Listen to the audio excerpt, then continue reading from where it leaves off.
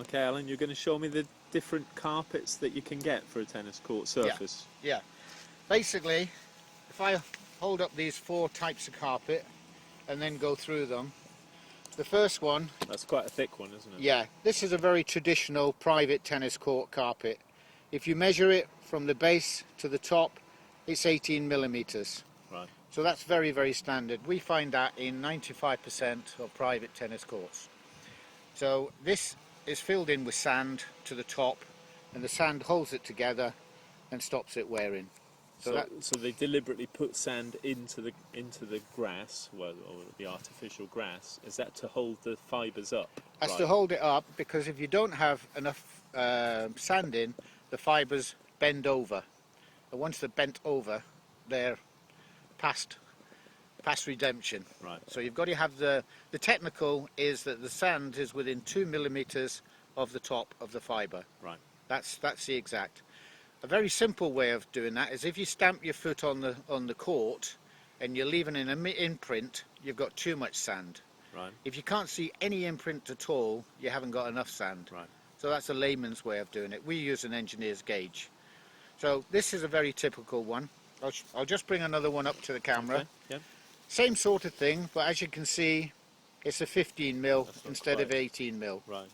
But it's exactly the same type of carpet. Why would you have one or the other? Is one more expensive? The more fibre, the more expensive. Right. But these are actually made in England in a factory up in White. And I went up there and seen how the carpets were made. They're actually made on the same looms that make top grade Wilton carpet. Oh, and it's just the type of material that's different. So this is just a thicker version of that. And then another one I'll bring up. That's a lot thinner, isn't it? Is a lot thinner. And this is known as a 10 mil carpet, which is very common on David Lloyd leisure centres. We had a contract and went around and renovated all David Lloyd's carpet courts, and they're all 10 millimetre. So they play quite well. They're a nice carpet. Nowadays, you don't need to go towards 18 mil. 10 mil would be more than adequate. Is that because they're tougher now, or better quality of plastic, basically. right? So I wouldn't recommend. 15's okay if you want to treat yourself. 18. That looks more like a football surface. Well, to the me. football surface is 50 mil, Is it? and it's Wow. called a 3rd generation carpet, Right. and that's filled with rubber and sand. Right. But that's purely just for football, For and football, rugby. Yeah. The next you've type got of one carpet, which is a totally different construction, made on the same machines, and as you can see here, the lines are inlaid, Right. but that's called needle punch.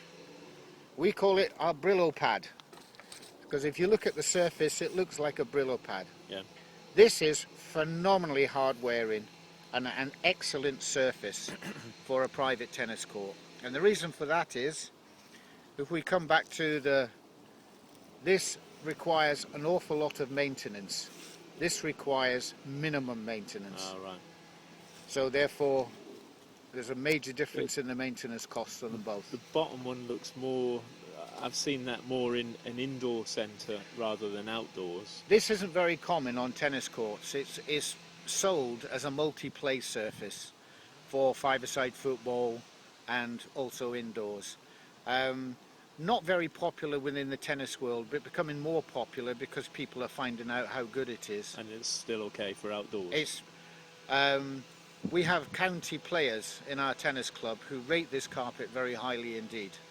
From a maintenance point of view, it's the only carpet that I would supply. Right. So, because I don't want the customer to have large maintenance costs. Yeah. Oh, that's great. Oh, that's a big help. Thanks for that, Alan.